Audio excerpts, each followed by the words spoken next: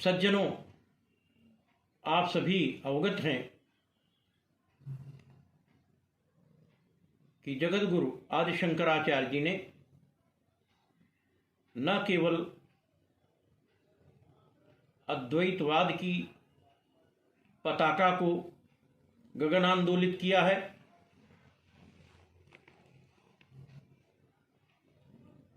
बल्कि अनेक प्रकार के स्तोत्रों की रचना करते हुए इस जगत के मंगल के कल्याण का भी विधान किया है। उन्हीं स्तोत्रों में से एक अन्यतम स्तोत्र सौंदर्य लहरी के नाम से आख्यायित है। सौंदर्य लहरी के सभी छंद शिखरणी में रचित हैं और बड़ा ही श्रवण सुखद, कर्ण कुहरों में मिश्री घोलने वाले छंद हैं।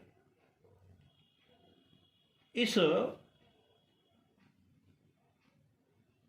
ग्रंथ में उल्लिखित सभी श्लोक अपने आप में पूर्ण मंत्र हैं और इन श्लोकों से श्री यंत्र की भी निष्पत्ति होती है। आज उसी सौंदर्य लहरी के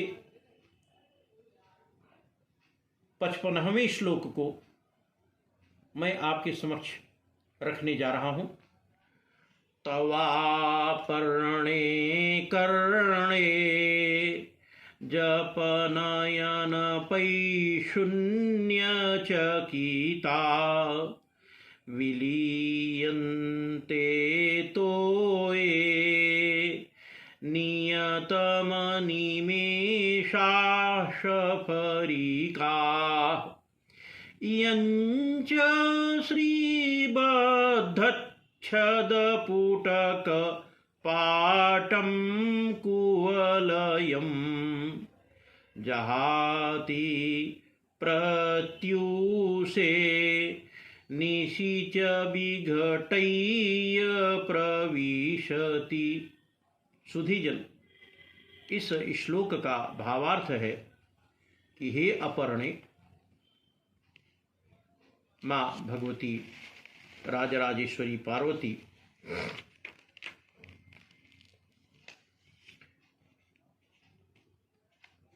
लगता यह है कि चुगली करने वाली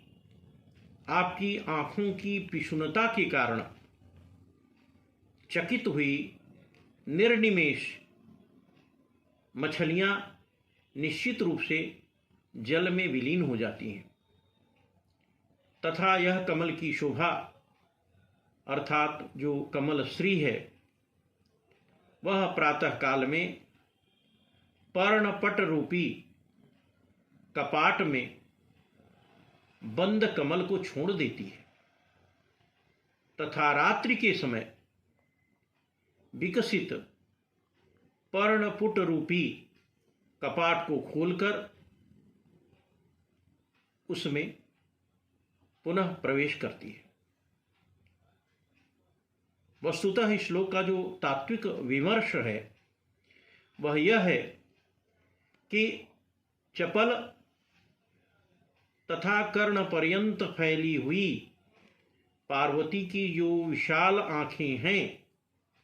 उन आंखों ने मछलियों की चंचलता चपलता को, कमल की विशालता की शोभा को क्षीण कर दिया है, जिससे कानों तक फैली पार्वती की विशाल चंचल आंखें मानो मछली की चंचल आंखों की निंदा सी कर रही है। ऐसे अनुमान के कारण मछलियां जल में विलीन हो जाती हैं तथा पार्वती की बड़ी बड़ी विशाल आंखों की सुंदरता ने कमल के विशालता की शोभा को भी फीका कर दिया है, जिसके कारण अतिशय लज्जित होकर कमल प्रातः काल में मां पार्वती के आंखों के खुले रहने की दशा में विकसित ही नहीं हो पाता। इसलिए प्रभात में जो कमल की शोभा है उसे छोड़ देती है और रात्रि के समय निद्राधीन होने के कारण पार्वती की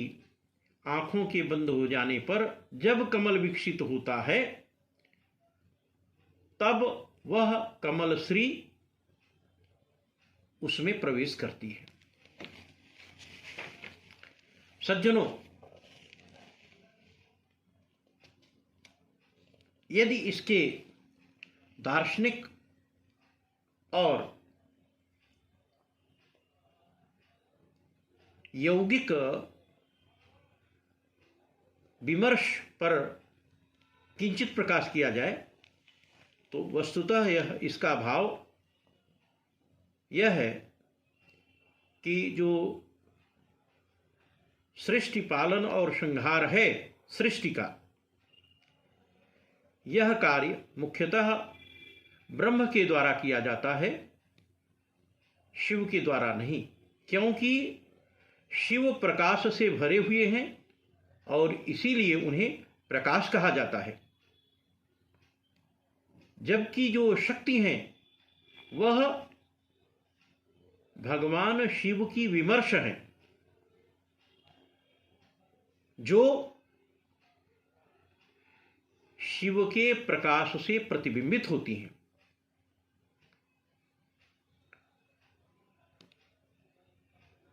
वस्तुतः इस श्लोक में उन्मेष और निमेष आंख की दो मुद्राओं का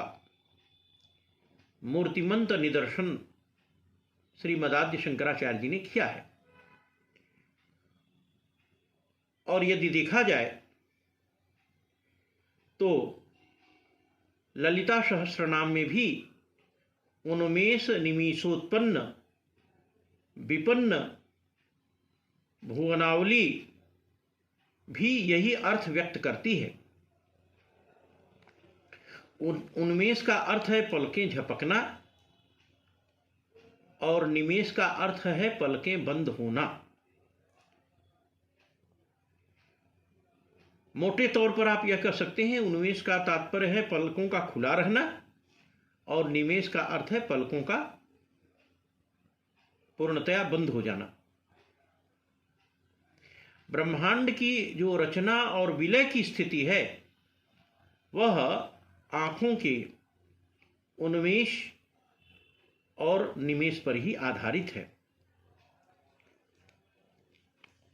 यदि इस श्लोक के तात्विक चिंतन की दृष्टि से कश्मीरी ग्रंथों का आलोडन विलोडन किया जाए तो उन ग्रंथों में भी उन्मेष की जो व्याख्या है वह इच्छा शक्ति के रूप में की गई है और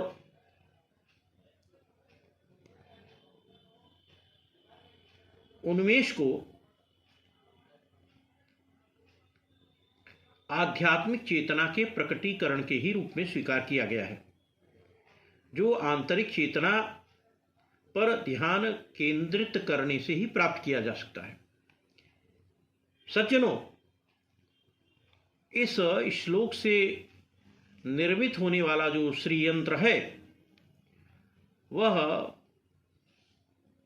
अर्ध वृत्ताकार है, जिसमें ऊपर से नीचे की ओर 3 बार यम यम यम इस बीजाक्षर मंत्र का प्रयोग किया जाता है और उसको एक आकृति प्रदान की जाती है। यदि इस श्लोक से निर्मित होने वाले प्रस्फुटित होने वाले श्रीयंत्र को स्वर्णपत्र पर अभिलिखित कराकर उसकी प्राण प्रतिष्ठा करते हुए मधु का नैवेद्य समर्पित कर उसका लगातार 20 दिन पूजन किया जाए और प्रतिदिन इस श्लोक का 2001 बार आवर्तन किया जाए, पारायण किया जाए, तो कारागार में निरुद्ध व्यक्ति को सद्यः